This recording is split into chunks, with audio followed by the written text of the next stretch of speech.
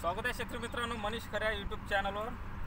आपण रवी भाऊ यांच्या शेतामध्ये आलो आहे आणि त्यांच्या शेतामध्ये त्यांच्या कपाशी पिकावर काय रोग आहे ते आपण जाणून घेऊ आणि त्यावर काय उपाय करायचा आहे ते आपण लाईव्हच्या माध्यमातून सांगू आणि प्रत्येक शेतकऱ्यांना सुद्धा ते माहिती पडेल. तर इकडे यांच्या कपाशी पिकावर काय रोग आहे ते सुद्धा आपण पाहूया. तर या ठिकाणी बघा आपल्याला मावा दिसून येतो आणि मावा म्हणजे वरच्या पानावर खालच्या बाजूला चिटकून असतो तो मावा. वरच्या पानाला कधीसा चेक करायचं तर हा पिवळा कलरचा मावा या ठिकाणी दिसत आहे. बघा पिवळा कलरचा, काळा आणि पिवळा दोन प्रकारचा मावा असतो.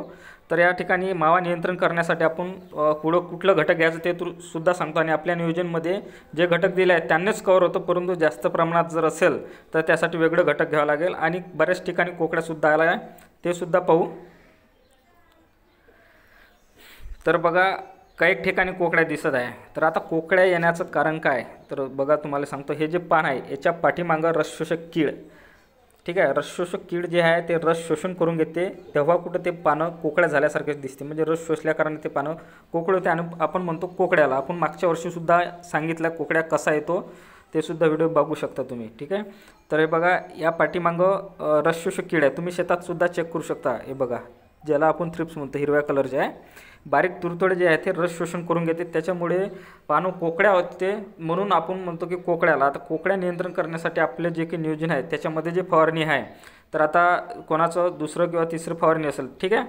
तर आपल्याला याच्यासाठी घ्यायचं आहे ॲसिफेट 30 ग्रॅम आणि त्याचबरोबर आपल्याला घ्यायचं आहे थायमॉक्झॉन 25% 10 ग्रॅम आणि याचबरोबर घ्यायचं आहे मोनोक्रोटोपास 36% 35 ते 40 ml. याने आपला मावा कवर होतो, कोकड्या कवर होतो, ठीक आहे. कमी प्रमाणात असेल मावा तर तो क्लिअर होईल आणि जास्त प्रमाणात असेल तर आपल्याला या ठिकाणी फिप्रोनिल घ्यावं लागेल. बाहेर कंपनीचं रिजंट नावाने ते किंवा खडूच जे कमल बायोटेक कंपनीचं आहे ते सुद्धा आपण घेऊ शकतो. तर याने ही जर फवारणी केली तर निश्चितच आपल्याला मावासुद्धा क्लिअर होईल, त्यानंतर कोकडासुद्धा क्लिअर होईल आणि आपली कपाशी जे आहे ते पानं लसलसीत दिसेल. तर अशा पद्धतीनं जे की आपलं नियोजन आहे, नियोजनचं शेड्यूल आहे आपल्या ग्रुपलासुद्धा दिलेलं आहे व्हॉट्सअप ग्रुपला. त्यानुसार जर आपण फवारणी वेळेवर जर झाली तर निश्चितच आपल्याला फायदा होतो, म्हणजे रोग आपल्या पिकावर ते येणार नाही. येणारा रोग जरी असेल कमी प्रमाणात तो नियंत्रित केला जाऊ शकतो. अशा पद्धतीनं आपलं जे काही नियोजन आहे त्या नियोजनानुसार फवारणी जर झाली तर निश्चितच गवताचं खूप भागत काही भागात गवत आहे, एवढंही नाही, काही फरक नाही पडत.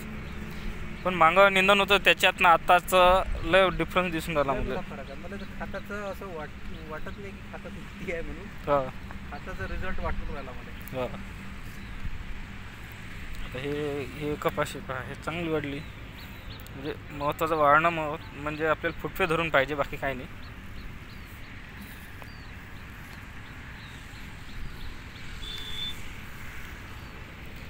हे पहा इथून एवढ्या कपाशावर कशा दिसते पद्धतशीर.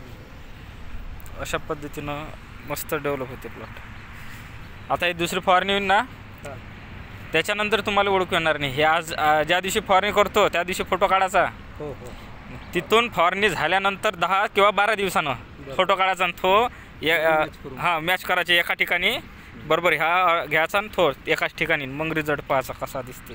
म्हणजे त्यावेळेस रिझल्ट आपल्याला जाणून येते. एकाच ठिकाणून काढायचा फोटो म्हणजे तेव्हा डिफरन्स माहीत पडते.